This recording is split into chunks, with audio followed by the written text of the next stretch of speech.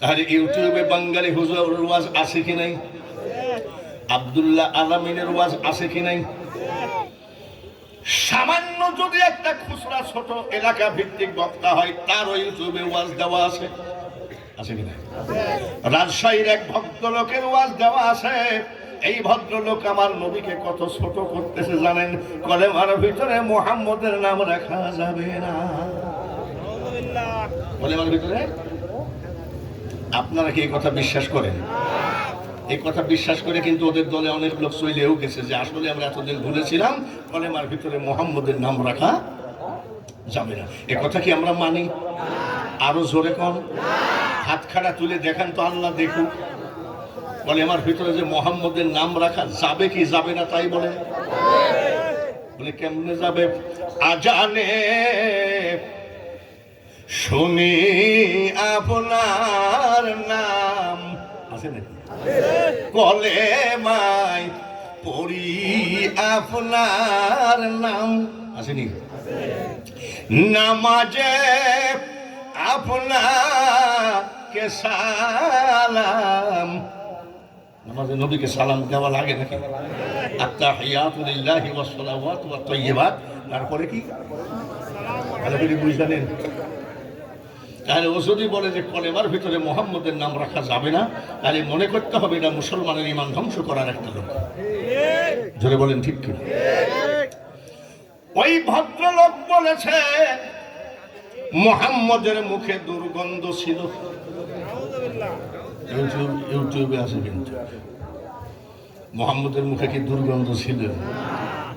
নবীজি যে রাস্তায় যেতেন, আধা ঘন্টা বড় বড় ওই রাস্তায় মেশক আঙ্গুরের ঘ্রাণ পাওয়া যেত। আর উনি বলতেছে কি মুহাম্মদের মুখে, কবি লিখতে লিখতে নবীর সুনাম করতে করতে লিখতেছে মেশক সে বেহেতের পসিনা। বলেন একবার মারহাবা। আমার নবীজির গার ঘাম মেশক আম্বর থেকে বেহেতের। আরে আজকের বক্তার কাছ থেকে কি পেলেন? আজানের ভিতরে নবীর নাম রাখা যাবে, নবীর মুখে দুর্গন্ধ ছিল না। বলেন তো, এখানে তো অনেকবার আসছি কিন্তু আমি সুযোগ পাইনি। আমাকে দিত মাগরিবের পরে দুহরফ বলেই বাস, আজকে দেখি যে একটু সুযোগ পাইছি। বহুবার আসছি কিন্তু আলহামদুলিল্লাহ। এইবার বলি নবীজির মার নাম কি? জোরে কন, আরো জোরে কন। কেউ যদি মুখস্থ না থাকে আপনাদের সঙ্গে মুখস্থ হয়ে যায়। নবীজির মা আমিনা খাতুন গোসল করে বের হলেন, নবীজির দাদি ঢুকলেন। নবীজির দাদি গোসল করে আসলেন। গোসল করে আসার পরে নবীজির দাদাকে বলছে, ওগো শোনো, আমাদের বৌমা বিধবা। আসলে তো মা আমিনা বিধবা, ঠিক কিনা? বাবা আব্দুল্লাহ তো মারা গেছে, এটাতে কি? বিধবা মানুষ এত দামি আতর ব্যবহার করা কিন্তু ঠিক না। বলে আমাদের বৌমা আতর ব্যবহার করে? তুমি কিভাবে বুঝলা? বলে আমি আমাদের বৌমা আমিনা খাতুনের গোসলখানা থেকে বের হলাম, মনে হয় আমিনার গোসলখানার ভিতরে শুধু আতর ঢালা আছে। তুমি তো নিষেধ করো, আমি মেয়ে মানুষ নিষেধ করলে অসুবিধা আছে, তুমি পুরুষ নিষেধ করো। দাদা আব্দুল মোতালেব বলছে যাও, আমি দেখছি। বৌমা শোনো। মা আমিনা এসে দাঁড়ালেন, জি আব্বা। বলে একে তো তুমি বিধবা, তারপরে তুমি কুরাইশ বংশের বউ, তুমি যদি এইভাবে দামি আতর ব্যবহার করো মানুষের খেয়াল যাবে। আসলে ঠিক, কিন্তু আমি যদি দামি আতর ব্যবহার করে যদি আসি, লোকজন বলবে বাপ রে দামি বক্তা রে। খবরদার, আমি তোমার শ্বশুর নিষেধ করলাম, নিষেধ করে দিলাম, আতর ব্যবহার করবা না। মা আমিনা বলছে আব্বা আমি জীবনে কোনোদিন আতর আমার শরীরে টাচ করি না। বলে কি গো, তুমি কুরাইশ বংশের বউ, এত বড় মিথ্যা কথা বলতেছ? বলে আব্বা আমি মিথ্যা কথা জানি না, তুমি অত দূর দাঁড়ায় আসো, আমি এখান থেকে আতরের গ্রাম পাচ্ছি, আর কম কি মিথ্যা না মানে? বলে আব্বা তাহলে শুনেন গো, যেদিন থেকে আমার পেটে বাচ্চা প্রবেশ করেছে, শুধু আমার গোসলখানা নয়, আমার রান্নাঘর, আমার ড্রয়িং রুম, আমার বেডরুম, আমার লেপ কুসুম, এমন কি গো আব্বা, আমি আমেনার লোমের গুড়াই গুড়াই জান্নাতি আতরের ঘ্রাণ আমি আমার আপনার নবী শ্রেষ্ঠ কিনা এইবার বুঝে নিয়েন।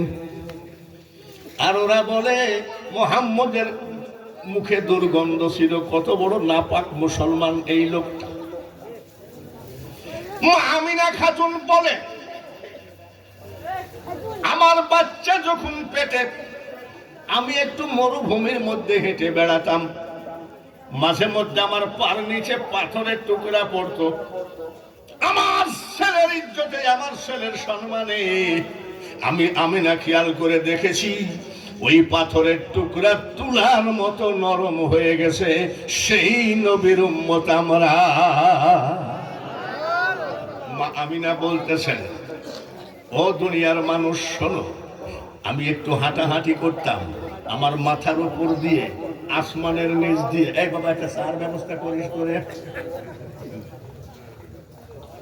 একদল পাখি উড়ে যেত। এক পাখি আর এক পাখিকে বলতে দেখেছি, ও পাখিরা রে একটু দূর দিয়ে উড়ে যা।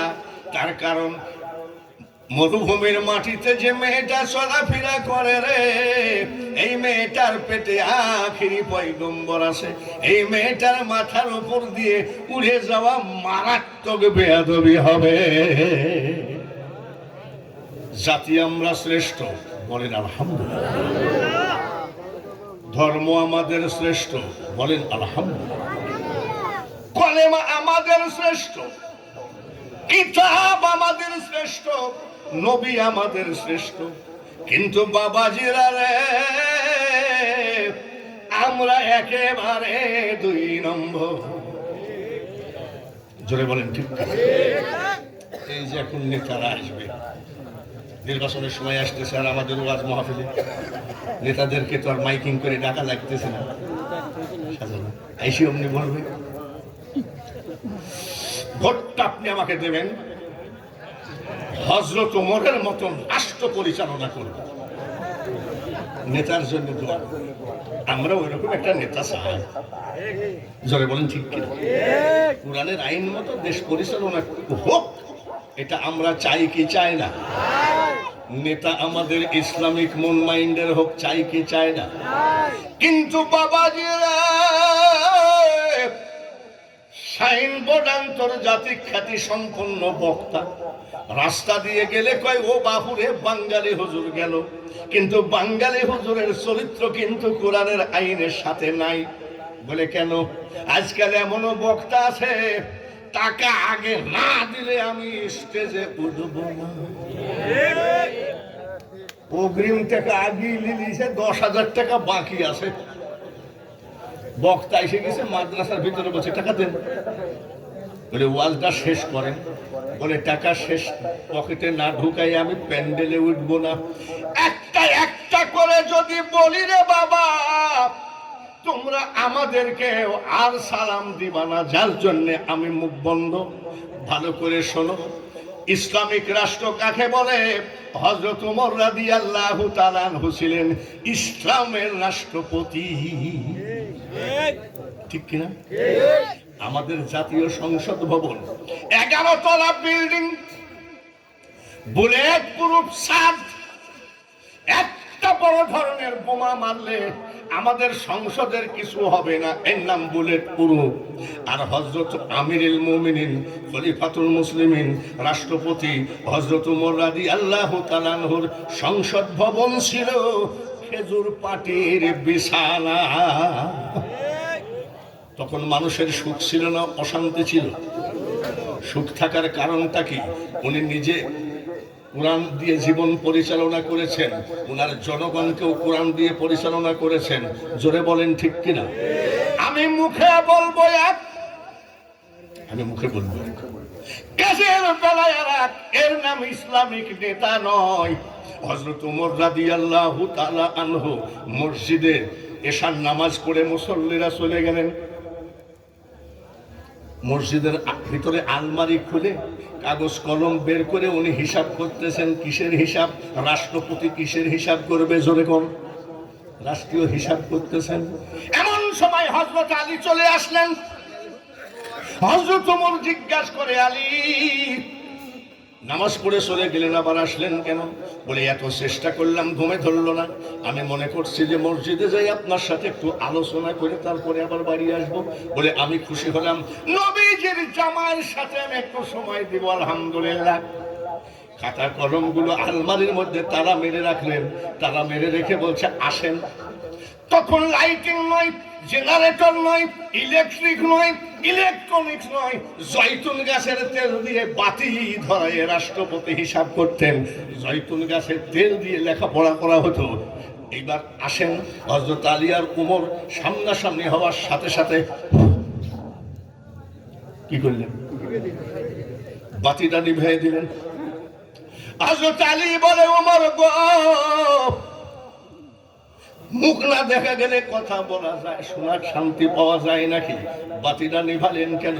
হযরত ওমর বলছে, আপনি নবীজির জামাই, বাতিটা নিভানো যদিও ভুল কিন্তু উপায় নাই। বলে, কেন? আরে আলী, এই তেলটুকু হলো রাষ্ট্রীয় তেল। এটা রাষ্ট্রীয় হিসাব নিকাশের জন্য ব্যবহার করার জন্য এই তেল। তোমার আমার ব্যক্তিগত আলোচনা করার জন্য রাষ্ট্রীয় তেল বাজেট নাই। নারায়ণ তাকবীর। আমরা এমন নেতা চাই কি চাই না? আমরা এমন দেশ চাইছি চাই না? আগামীকাল ঈদের দিন, আজকে চাঁদ রাত। রাষ্ট্রপতি ওমরের স্ত্রী বলতেছে, শোনেন, আমার যাহাই হোক দরকার নাই, ছোট ছেলেটা একটা জামার জন্য কাঁদতেছে। কালি রাষ্ট্রপতির ছেলে কিসের জন্য কান্দে? জোরে কম, আরেকবার কম। হযরত ওমর বলে, দেখি চিন্তা করো না, ব্যবস্থা করছি। রাষ্ট্রপতি ওমর অর্থমন্ত্রীর কাছে চিঠি লিখতেছে, অর্থমন্ত্রী, আমি রাষ্ট্রপতি। এই পটপট করো না এখানে। আমি রাষ্ট্রপতি ওমর বলছি, আমার ছেলেটার একটা জামা দরকার। টাকা নাই। অর্থমন্ত্রী, আমি ওমর রাষ্ট্রপতির 1 মাসের বেতন দিয়ে দাও, মাসে মাসে কেটে নিও, মাসে মাসে কেটে নিও। এটি রাষ্ট্রপতি ওমর সিল মেরে দিয়েছে। রাষ্ট্রপতির সিল অর্থমন্ত্রীর কাছে গেছে। অর্থমন্ত্রী পড়ে লিখতেছে, মাননীয় রাষ্ট্রপতি, আমার সালাম নেবেন। আপনার চিঠি পড়ে আমি অবগত হলাম, কিন্তু 1 মাসের বেতন অগ্রিম আমি দিতে পারবো না। তার কারণ এটা হলো গণতন্ত্র। গণতন্ত্র মানে কি? জনগণ ওনাকে রাখলে রাখবে, না রাখলে কালে বিদায়। এর নাম কি? জনগণ আপনাকে রাষ্ট্রপতি রাখবে কিনা জানি না, লিখতেছে। আর যদি জনগণ রাখেও, হায়াত মৌতের মালিক একমাত্র আল্লাহ। কে? আপনি 1 মাস বাঁচবেন কিনা ঠিক নাই। আমি রাষ্ট্রপতি, বেয়াদবি মান করবেন, রাষ্ট্রীয় টাকা থেকে, রাষ্ট্রীয় ব্যাংক থেকে, রাষ্ট্রীয় ক্যাশ থেকে আমার দ্বারা 1 মাসের বেতন দেওয়া সম্ভব নয়। অর্থমন্ত্রী চিঠি চলে আসলো রাষ্ট্রপতির কাছে। রাষ্ট্রপতি চিঠি পড়ে আর কান্দে। রাষ্ট্রপতি হযরত ওমরের স্ত্রী বলে, মনে হয় টাকা দেয় নাই। অর্থমন্ত্রী বলে, না। বলে, তাহলে কান্দে লাভ কি? আগামী ঈদে হবে। রাষ্ট্রপতি বলে, স্ত্রী রে, ভালো করে শোনো। দেখি, অর্থমন্ত্রী যে টাকা দেয় নাই সেই জন্য আমি ওমর কান্দি না। বলে, কান্দ কেন? আমি রাষ্ট্রপতি হয়ে একটা যোগ্য অর্থমন্ত্রী পেয়েছি যে একটা টাকা, সরকারি টাকা রাষ্ট্রপতিকে দিতেও ক্ষমতা নাই। সুবহানাল্লাহ। আর আমাদের দেশের মন্ত্রীরা রে, যা শুনেছি তাই বলছি বাবা, রাজনীতি মনে করেন না। এক লোক পলায়ে যাচ্ছিল, দাড়ি মহসাস চাইছে।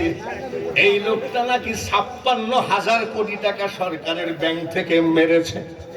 সামনে নির্বাচন আসতেছে, আপনারা মনে করবেন না কুরবান আলী এতিমখানায় বাঙালি হুজুর রাজনীতি করেছে। রাজনীতি সবাই করতে পারে, আমি করব না। তার কারণ আমার যে বয়স, আমার বউর ভোটও আমাকে দেবে না, বয়স নাই। জোরে কোন ঠিক না? এরা রাজনীতি করবে, কিন্তু খবরদার ও রাজনীতিক ভাইয়েরা, ও রাজনীতির জনগণ, ও রাজনীতির নেতারা, হাতে ধরি পায়ে ধরি রে, আর আমাদের দেশের টাকাগুলো ধ্বংস করো না। লা ইলাহা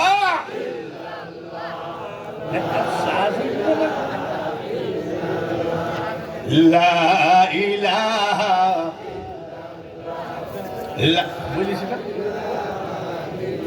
লা ইলাহা ইল্লাল্লাহু মুহাম্মাদুর রাসূলুল্লাহ। দেখি কারোর জবানে আমার নবীর উপরে মহব্বত আছে কিনা। আল্লাহুম্মা জোরে জোরে সাল্লি আলা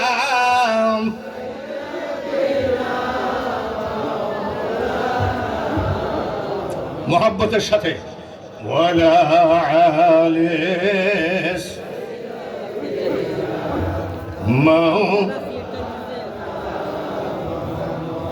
নারায়ে তাকবীর, আরো জোরে হবে নারায়ে তাকবীর। আব্বা ভাইরা, আপনারা খুব মহব্বত করেন, প্রতি বছরই আমাকে ডাকেন। আমি এমন কোনো কথা বলবো না যে কথাটা কারোর বিরুদ্ধে হয়। আমরা মনে করি যে মনে হয় আমার বিরুদ্ধে বলবে না। একটা সুন্দর জীবন আমাদের তৈরি করতে হবে। জোরে বলেন ঠিক? ভাইয়ের আমার, খুব খেয়াল করে ওয়াজগুলো শুনবেন। তার কারণ এত সুন্দর পরিবেশ আল্লাহ তাআলা করে দিলেন। কালকে পরশুদিন সাইক্লোন গেল। আল্লাহ তাআলা আপনার মাদ্রাসাকে কত ভালোবাসে, আপনাদেরকে কত ভালোবাসে। আজকে একদম সুন্দর আবহাওয়া। জোরে বলেন ঠিক? মাদ্রাসা দরকার আছে কি নেই? মাদ্রাসা দরকার আছে। গ্রামের ভিতরে দেখবেন কেউ ফজর পড়া, কেউ মাগরিব পড়া, এই 1-2 ওয়াক্ত পড়া লোক চার দোকানে বসে বিড়ি আর লাল চা খায় আর কয় এই ইমাম মানা যায় না। এরকম আছে না? বহু ইমাম আপনারা তাড়াইছেন আপনার এলাকা থেকে কিছু কিছু বেনামাজির কারণে। ইমামকে বিদায় দেওয়ার পরে সেই লোক আবার বিড়ি আর লাল চা হাতে করে কয় হ্যাঁ এই মূল্য একটা তাড়াইছে। ইমাম তাড়ানোর লোক এলাকায় পাওয়া যায়, কিন্তু ইমাম তাড়ানোর পরে পরের দিন শুক্রবার একটা জুম্মার নামাজের ইমামতি করার লোক ওই মহল্লায় না। ইমাম তাড়ানোর লোক সব আছে, কিন্তু ইমাম চলে গেলে পরের দিন শুক্রবার কি নাই জুম্মার নামাজের ইমামতি করা।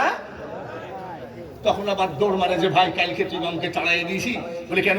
বলে আমার গফুর সর্দার লোকটা খুব তেড়া, ওই ইমামের পিছনে নামাজ পড়বে না, যার জন্য তাড়াই দিয়েছি। আর না হয় মাদ্রাসায় হুজুর আমাদের মাফ করেন, আজকে শুক্রবার ইমাম চলে গেছে, একটা ছেলে দেন। মাদ্রাসার দরকার আছে কিনা?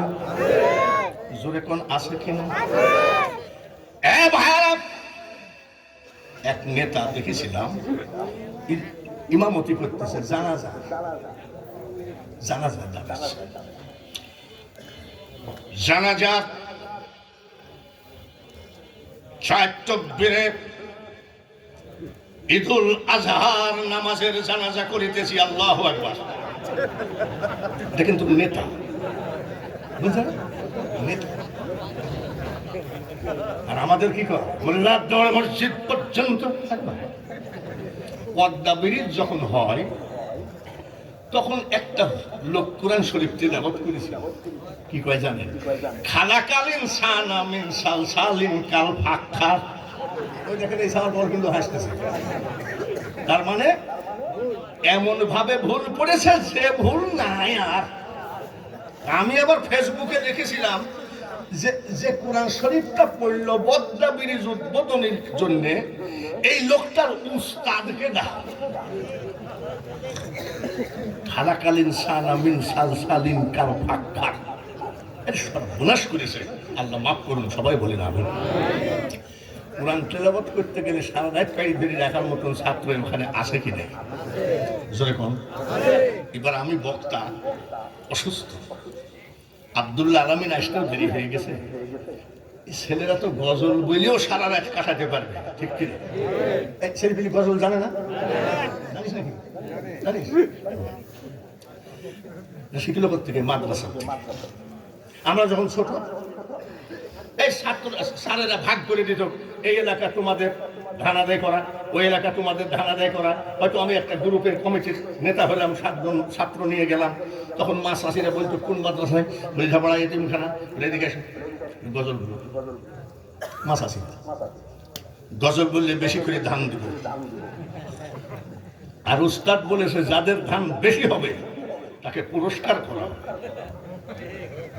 আমি চাষি একটু বেশি করে দিও বলো। ইয়াকুব নবী বাস করিতেন কেনানে, সবার চেয়ে ভালোবাসতেন ইউসুফকে।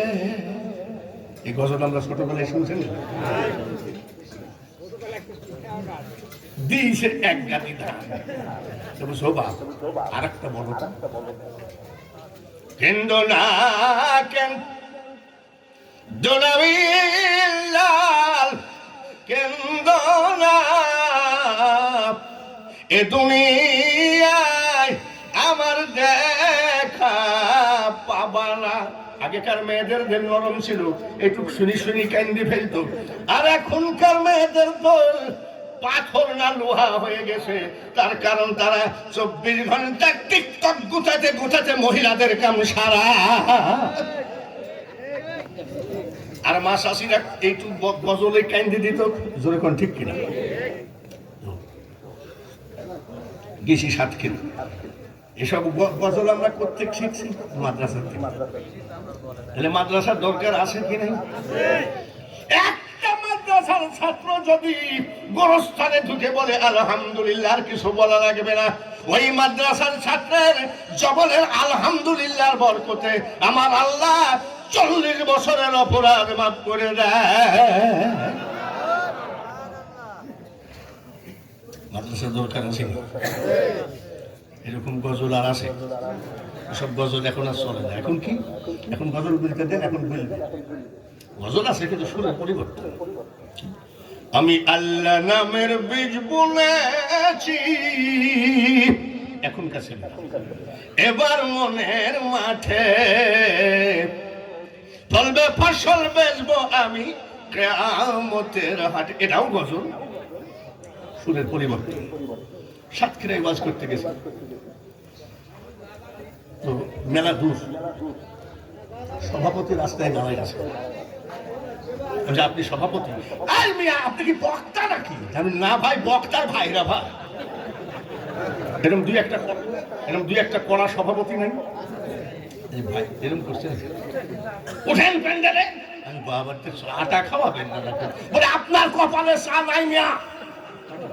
এইরকম সভাপতি না হলে মাদ্রাসা চলে? চলেন যাই, নিয়ে গেল স্টেজে বসলাম, কেবল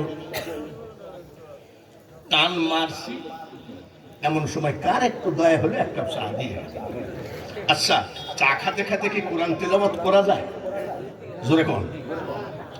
যাবে না। কোরআন পবিত্র, কোরআন পবিত্র, জোরে বলেন ঠিক কিনা? এত ফেকড়াবাজি করে নিজে দলিল হাতে তুলে নিও না, কোরআনকে ইজ্জত দেওয়ার চেষ্টা করো। এখন আমি বাবা চাটা যে কেউ দিল, একটু কোরআন তেলাওয়াত করার মতন কেউ আসো, আসো কথা বলে। আমি চাটা আমি খাই, একটা কোরআন তেলাওয়াত, কুষ্টিয়ার থেকে আসছি তো আমি খাই, একটা কোরআন তেলাওয়াত করার মতন কেউ আসো। ওই এলাকার এক ফটকা মেম্বার দাঁড়ায় বলছে, আমরা কোরআন পড়বো, তোমাদেরকে ভাড়া করি আনিছি কেন? তার মানে কি নাই? মাদ্রাসা নাই। কি নাই? মাদ্রাসায় নাই মানে ও ধরনের মাল ও দেশে পয়দাও নেই। আমি মেম্বার, আমার ওয়াজের বয়স 48 বছর, বুঝি ফেলাইছি বছর, তার মানে বক্তব্য নাই। আমি বাবা চাটা খাবে, এটা গজল বলা কেউ আছে? একটা ছেলে বলছে, হুজুর আমি একটা গজল বলবো। আমি যাক মানে বাঁচালি উঠি। গজল বলা, গজল কি? আল্লাহ রাসূলের কথা, যেখানে যদি কেউ এই কথাও গায়, মন ভমরা, এটা যদিও আব্দুল আলিমের গান, তারপরেও এটা গজল। মন ভমরা মজলি না তুই রসুল নামের রসে। আমি ভালো গজল জানো তো? তুই সাবাল কয় কয়টা? 8টা। আমি জানি সাদা খাই, গজল না বলো। সালাম দাও, মাইকটা নিয়ে ওই ছেলে কয় সালাই মালাইকুম, জোরে করে সালাম হবে। আচ্ছা, আমার এই মাদ্রাসা যেটা একবারে পিসিকে মাল বেশি, পিসিকেও যদি দেওয়া হয় তাও বলবে আসসালামু, আর এই সালাম সালাম দিচ্ছে কি বলি? সালাই মালাইকুম। কাম শিখেছে রে, এর মা বাবা মাদ্রাসা সাইনবোর্ড কইরিও দেখেনি। আগে বাবা শোনো শোনো, তুমি কি গজল জানো তো? তোমার যে সালামের ডিজাইন, তাতে আমার সন্দেহ আছে তুমি গজল জানো। এক লোক বলছে না ও পারবে, কারণ এলাকার লোক যখন সাক্ষী দিচ্ছে বড়টা, সালামটা কি হয়েছে? সালাই মালাই। এবার গজলটা ধর। আমি বাবু কেবল মুখে চাটা মুখে দিস আর ওই সাওয়াল গজল ধরেছে হাতে বসাই। চাইলাম যারে ভবে পাইলাম না তারে।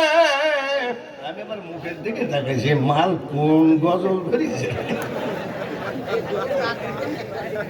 আমি চাইলাম যারে ভবে পাইলাম না তারে, সে এখন বাস করে অন্যের ঘরে। আমি হারামজাদা, তাড়াতাড়ি নাম। তোরা খালি বলিস মোল্লারা দেশটাকে শেষ করে দিল, এই মোল্লাদেরকে তুলে দে, সারা রাজ্যে গজল বলবে। এই গজল তোর বাপ দাদার আমলেও শুনিস না। আমি বাঙালি হুজুর বৃদ্ধ হয়ে গেছি, এখনো সেই মাদ্রাসার গজলগুলো বলি। এ দুনিয়া দেখতে সুন্দর রে মানুষ, শুধু মায়ার ঘর। আইসো একা যাইবা একা, কিসের অহংকার বলো, কিসের অহংকার। এত বেলা ভূমিকা দিলাম, এইবার ওয়াজ শুরু হবে। আমি যত বেলা ওয়াজ করবো থাকবেন তো? থাকবেন তো? কারা কারা থাকবেন না হাত তোলেন।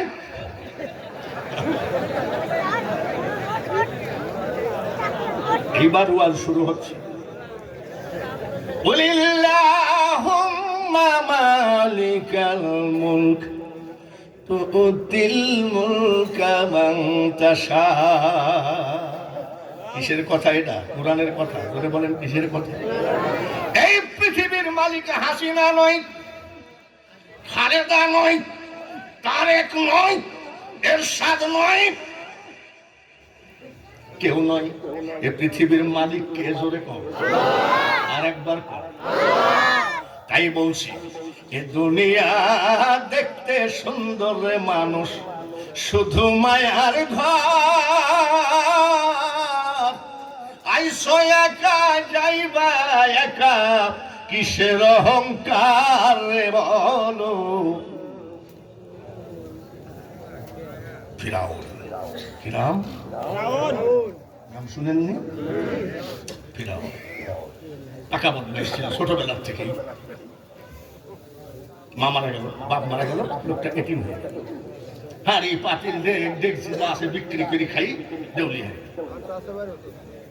ফিরাউন কেমন সিটার ছিল? ভাই 500 টাকা দাও, কাল দেব। জিন্দেগি তার লোকটার সাথে দেখা করবে না, এরকম লোক নাই নাকি? ফিরাউন মার্কার লোক নাই নাকি? ভাই আমাকে 10 কেজি চাউল দাও, 1 সপ্তাহ পর টাকা দিব। দেখে বাজে ওই দোকানের সামনে দিয়ে আর হাঁটবে না, এরকম লোক আছে নাকি? ফিরাউন ছিল এরকম। ধার কর্জ করতে করতে এক বলা পাওনাদারের ভয়ে ফিরাউন বাড়ির বাইরেই যেতে পারত না, পাইলেই মারি ফেলবে। এইবার ফিরাউন ঘরের ভিতরে থাকে, বাইরে যায়, খাটের তলে রান্না করে, খাটের তলে খায়, খাটের তলে ঘুমায়, কিন্তু দরজা খোলা।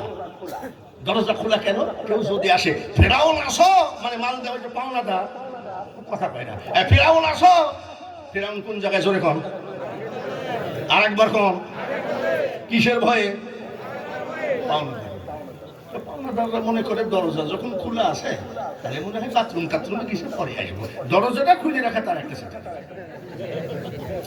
ফিরাউন চিন্তা করলো এই খাটের নিচে আর কতদিন ঘুমানো যায়, আর খাটের নিচে বসে থাকা যায় কতদিন? আল্লাহ, যদি অন্ধকার রাত হতো পলাই যেতাম। কয়েকদিন পর অন্ধকার রাত হলো, টুপলা টাপলি ব্যান্ডিনি ফিরাউন পলাই চলে গেল। গেল কোথায়? মিশরে। মিশরে কেন গেল? এখন যেমন আমেরিকায় গেলে তার ছেলে সন্তানের টাকার অভাব নাই, আমেরিকা ধনী রাষ্ট্র, ওই সময় মিশর ছিল ধনী রাষ্ট্র, সবাই মিশরে যাইত। ফিরাউন মিশরে একা না বুকা, একা একা চলতেছে, টাকা পয়সা নাই, 9 দিন না খাওয়া। রুজির মালিক কেনা, আল্লাহু খায়রুর রাযিকিন। হাঁটতেছে, হাঁটতে হাঁটতে হাঁটতে হাঁটতে কোথায় যায়, কি করি? এর মধ্যে দেখে তার একটা বন্ধু সামনে পড়ে গেছে, নাম কি? হামান। মেলা দিন পরে দেখা, আরে দোস্ত তুই? হামান আবার বলছে দোস্ত তুই? ভাই হামান তোর কি ব্যাপার? বলে আমি পাওনাদারের অত্যাচারে না থাকতে পারি, আজ 6 দিন বাড়ি ছাড়া। ফিরাউন তোর কি অবস্থা?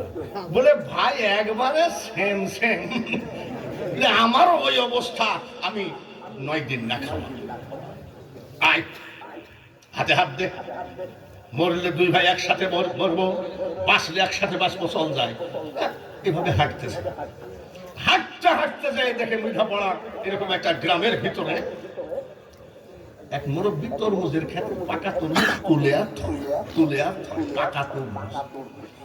ফিরাউন আর হামান এমন ভাবে তাকায় আছে তরমুজের দিকে, ওই মুরব্বী বলছে এদেরকে খিদা লাগছে নাকি, এইভাবে তাকাই কেন? দেখবেন খিদা লাগলেই তো খাবারের দিকে তাকায়, ঠিক কিনা? আচ্ছা খিদা না লাগলে কি খাবারের দিকে তাকায়? দেখেন না ইফতারি গুলো সামনে যখন দেয় তখন খালি ঘন ঘন ঘড়ি দেয়, ঘড়ি কাটা আজান দেয় না কে? সেই আল্লাহু আকবার, আল্লাহু আকবার, একেবারে হলার চালু হয় 2 হাত দিয়ে। ফিরাউন ওদের 6 দিন না খাওয়া, ওর 9 দিন না খাওয়া। তরমুজের ক্ষেতের মালিক বলছে বাবা তরমুজ খাবা নাকি? বলে চাচা একটা দিলে তো খাওয়াই যায়। 2 জনকে 2টা বড় বড় তরমুজ দিয়েছে, 5 মিনিটে বসাইছে। তরমুজের ক্ষেতের মালিক বলছে এই কি, এইভাবে তরমুজ খাওয়া যায়? এটা তো আসলেই কষ্টে আছে। বলে বাবা তোমরা কি কামলা দিবা? চাচা আমরা কামলা খুঁজতেছি। তাহলে এক কাজ করো, আমার তরমুজের ক্ষেত্রে তোমরা চাকরি করো, তোমাদের কাজ হলো পাকা তরমুজ তোলা, হাটে বিক্রি করা, টাকাটা এসে আমাকে জমা দেওয়া। বলো মাসিক বেতন লিবা না সাপ্তাহিক না ডেলি? ফিরাউন কয় চাচা আমাদের অবস্থা ভালো না, ডেলি খরচটা দিব। ঠিক আছে যা তাই। কিন্তু বাপ খবরটা চুরি করবি না, বেতন নিবি, তরমুজগুলো হাতে তুলবি, বিক্রি করবি, চুরি করবি না। ফিরাউন চাচা তুমি মানুষ ছিল না, আমার বাপ ছিল পানিতে ফুঁক দিলে আগুন ধরে যাইত, চোরের মা। চাচা আমার জিন্দেগিতে এই জবান দিয়ে মিথ্যা বাইর হয় না। তোমার মতো সত্যবাদী খুঁজতেছিল। তরমুজের খেতে চাকরি করতে লাগলো, ডেলি কিছু মজুরি পায়, ডেলি কিছু মজুরি পাতে পাতে বেশ কয়টা টাকা জমা হয়েছে। হামান বলে ফিরাউন রে, এতদিন টাকা ছিল না, এখন টাকা হয়েছে কিছু। এই শুধু তরমুজ খায়ে খায়ে বাঁচা যায় না, চল যাই পার্শ্বে বাজারে গিয়ে একটু রুটি মাংস কিনে খায়। ফিরাউন বলছে তুই আমি যাবো না। বলে কেন? যে টাকার জন্য মাসের পর মাস খাটের নিচে ঘুমালাম, যে টাকার জন্য বাড়ি ছেড়ে পলাই আসলাম। আমি তরমুজ খাইয়ে মরবো, কিন্তু টাকা খরচ করব না। হামান বলতেছে আমিও মরবো, টাকা পকেটে করেই মরবো। তরমুজের খাতে চাকরি করতে করতে মিশরের প্রধানমন্ত্রী, মিশরের বাদশাহ একটা সরকারি চাকরি বিজ্ঞপ্তি দিয়েছে। মিশরের গোরস্থানের একটা সরকারি দারোয়ান লাগবে, সরকারি বেতন, খাওয়া দাওয়া সব সরকারি। এইবার ফিরাউন এই চাকরির বিজ্ঞপ্তিটা পাই, ও দরখাস্ত করেছে বাদশার দরকার। পরীক্ষা দেওয়ার দিনে বাদশাহ তাকাচ্ছে, চেহারাও ভালো, জোয়ানও ভালো। ফিরাউন কি জোয়ান ছিল না খাটো ছিল? যাও তোমাকে চাকরিটা দিয়ে দিলাম। মানে গোরস্থানে তো একটা সাহসী লোক দরকার, আবার একটা শক্তিশালী লোক দরকার, তোমাকে দিয়ে দিলাম। ফিরাউন বলে হামান রে, আর চিন্তা নাই, কাঁথা খুলতে দেরি লাগে, কপাল খুলতে দেরি লাগে না। এই দেখ দেখ, এখন আমি সরকারি কর্মচারী। তাই তো রে ভাই, সব চাকরি এখানে তরমুজের ক্ষেত্রে চাকরি না করে শেষ হয়ে সরকারি চাকরিতে ভর্তি হলো। কিসের চাকরি? কি চাকরি? গোরস্থানের দারোয়ান। লাশ নিয়ে আসে, এরকম দরজা শুরু করে না। সে কেন? সরকার নিয়ম করেছে লাশ প্রতি 1 টাকা না হলে দরজা খোলা যাবে না। এই চান্দা তুলছে লাশের, এত বড় নেতা ছিল, কিসের উপরে চান্দা তুলছে? লোকজন চিন্তা করতে, একটা টাকায় তো 1 টাকা করতে করতে ফিরাউন লাশ প্রতি 1 টাকা নিল। ওয়ামাকারু ওয়ামাকারাল্লাহু ওয়াল্লাহু খায়রুল মাকিরিন। মহান আল্লাহ যে কত বড় মহৎ দিল মহামারী। মহামারী মানে আমাদের দেশে আগে কলেরা বসন্ত হলে গ্রামকে গ্রাম ছাপ হয়ে যেত, জোরে বলে ঠিক কিনা? তবে এই করোনা ভাইরাসের মতন হাবাইতি মহামারী না। এই করোনা ভাইরাস, আমি করোনা ভাইরাসের সময় মসজিদে গেছি, তোমার একটু ঠান্ডা লেগেছে। ইমাম সাহেব বলছে যে দোয়া করেন করোনা ভাইরাস যেন বাংলাদেশ থেকে বিদায়।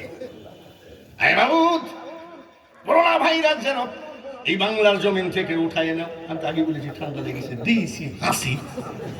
ইমাম সাহেব কানে কানে কয় মোনাজাত শেষ করে না, আপনার অবস্থা ভালো না। এমন একটা দিন গেছে না? করোনা ভাইরাসের সময় এই মাল যদি একটা ঝাঁকি মারত, আমরা আগে বলতাম যে ভাই আর ভাব ভালনের পাশে বসা যাবে না, এরকম কিছু না। এই মহামারী না, কতটা বসে মহামারীতে ডেলি 20 জন 25 জন 50 জন মারা যায়, লাশ আসে। ফিরাউন মুখটা অন্যদিকে ঘুরাই থাকে। কে না, এটা কিসের মহামারীতে? সরকার নিয়ম করেছে কলেরা বসন্ত মহামারীতে মরা 2 টাকা। আগে বসেছে কত, আর এখন লাশ প্রতি কত বসাচ্ছে? কি নেতা! মারতে মারতে 2 বস্তা টাকা হয়েছে। কত বস্তা টাকা নিলেন?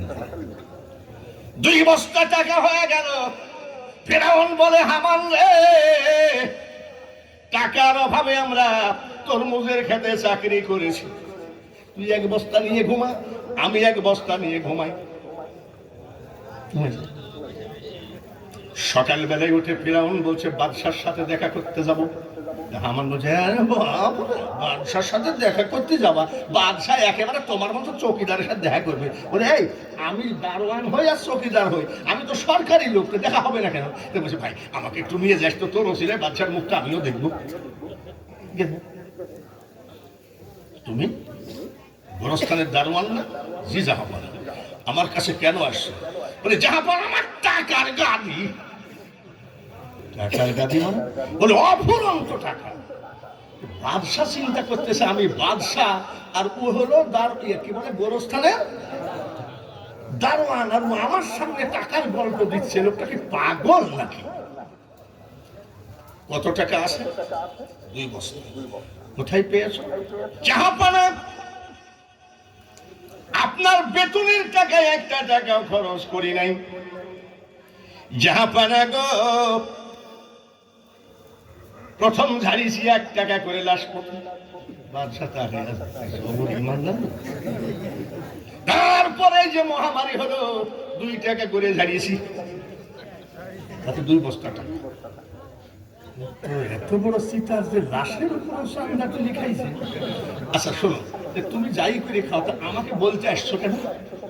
বলে জাহাপানা, আমি টাকার গরম দেখাইতে আসি নাই, আর আপনি বাদশা, আপনার সামনে টাকার গল্প দেওয়াও ঠিক না। বলে কেন দিচ্ছ? বলে জাহাপানা, এই মিশরের মাটিতে এমনও গরিব কাঙ্গাল আছে 10 মাস, এই 10 বছর খাজনা দিতে পারেনি, 15 বছর জমিনের ট্যাক্স দিতে পারে নাই। আপনি যদি অর্ডার দেন জাহাপানা, আমার এই টাকাগুলো সব আমি গরিবদের জমিনের খাজনা দিয়ে দেব। বাদশা কয়ে চোর হলে হবে?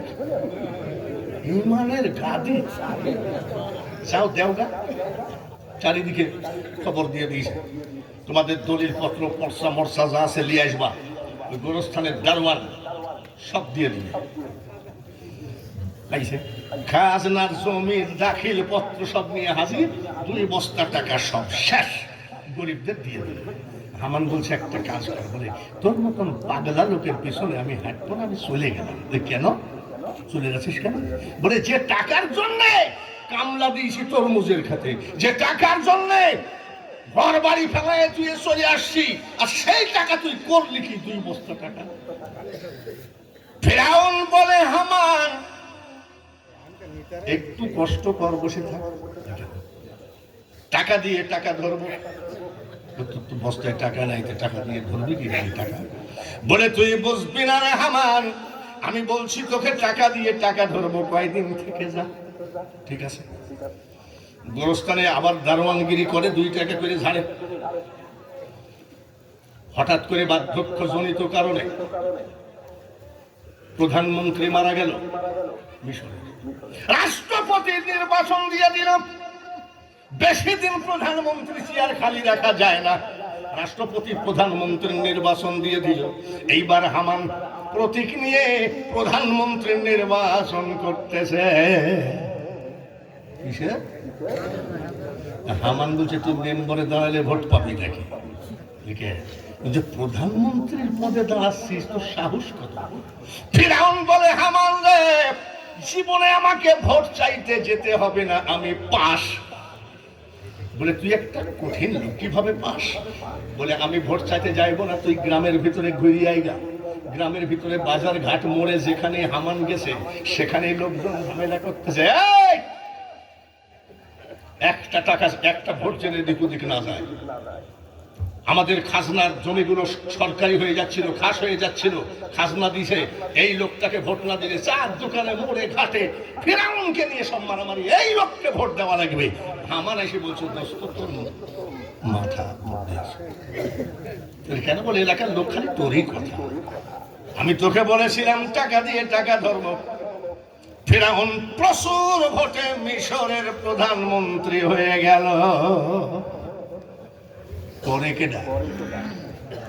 প্রধানমন্ত্রী চোরকে করল, কে করল? জোরে কর। প্রধানমন্ত্রী হয়ে গেল।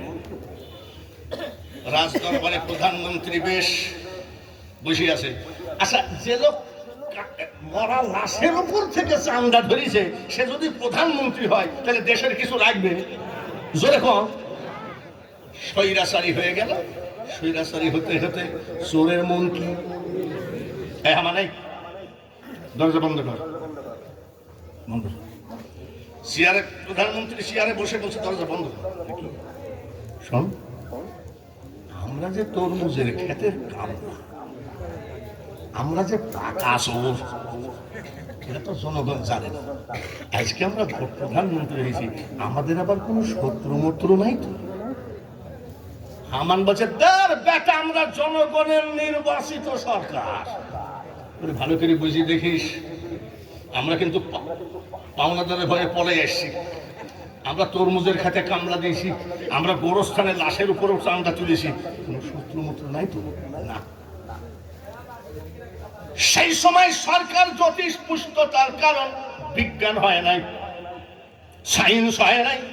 জ্যোতিষরা মনোবিজ্ঞান বলে বলে গুনে গুনে বলে দিত জ্যোতিষটাক। 450 জ্যোতিষ মিশরের বাদশার সরকারি জ্যোতিষ ছিল, ডাকলো। ফেরাউন রাজ সিংহাসনে বসে আছে, বলে তোমরা কি সরকারি বেতনভোগী? বলে হ্যাঁ। কতজন? বলে 450। বলে তোমাদের ভিতরে নেতা কে? বলে আমি গভীর, আমি হলাম নেতা। বলে শোনো, আমার কি কোনো শত্রু মত্র আছে? তো বলছে এইভাবে তো বলা যাবে না, গুইনি পারি বলতে হবে। বলে ভালো করে গুইনি পারি বলুন। গুইনি পারি বলতে যাই রাষ্ট্রপতি মারা গেছে। কে মারা গেছে? জোরে কোন? রাষ্ট্রপতি যখন মারা গেল, ফিরাউন জনগণকে বলল বেশি দিন রাষ্ট্রপতি চেয়ার খালি রাখা যাবে না, আপনারা রাষ্ট্রপতি নির্বাচন করেন। ওই যে একদিন একটু খাজনা দিয়ে দিয়েছে, হুজুর আপনি রাষ্ট্রপতি হবেন। ফিরাউন জনগণের রায় নিয়ে রাষ্ট্রপতি হলো, প্রধানমন্ত্রীর গদি ফাঁকা।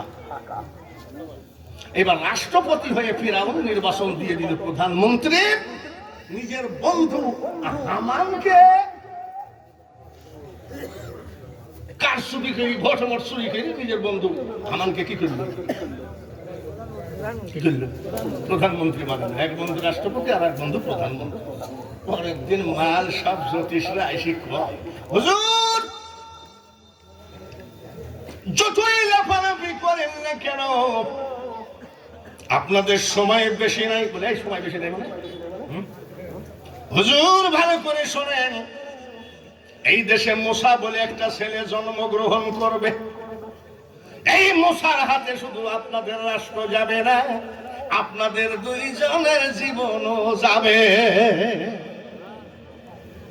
অনেক লম্বা কাহিনী মুসা ফিরাউনের, সব কাহিনী বলবো ইনশাআল্লাহ। আমি শেষ পর্যন্ত বলবো, আপনারা থাকবেন তো? আচ্ছা হাত তুলে একটু বলেন তো দেখি যে হুজুর ইনশাআল্লাহ আমরা আজকে ফিরাউনের, স্বৈরাচারী ফিরাউনের কাহিনী না শুনে যাব না, শুনবেন তো ইনশাআল্লাহ?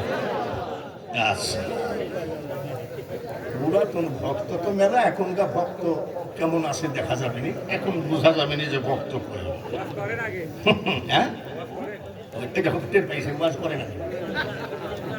হ্যাঁ এখন কথা হলো, আমি তো মরিনি, স্টেজে তো আসি। ফিরাউন বলছে বের কর জ্যোতিষ। জ্যোতিষকে ধমক দিস না, জ্যোতিষ কি তুই সব পারে? সত্যি নাকি? বলে হ্যাঁ, মুসা নামে একটা ছেলে জন্ম হবে, তার হাতে তোমার রাজত্ব যাবে এবং কি ওর হাতেই তোমার। এ দুনিয়া দেখতে সুন্দর রে মানুষ, শুধু মায়ার ঘর। আইসো একা যাইবা একা, কিসের অহংকার রে বলো, কিসের অহংকার। ফিরাউনের ওয়াজ হবে, ফিরাউনের মরণ হবে, মুসা নবীর বিয়ে হবে, হযরত শুআয়ব আলাইহিস সালামের মেয়ের সাথে, সব কাহিনী বলবো। কিন্তু আজকে মৃধাপাড়া কুরবান আলী এতিমখানা যে আমাকে দাওয়াত দিয়েছে, 2তলা বিল্ডিং হবে নাকি?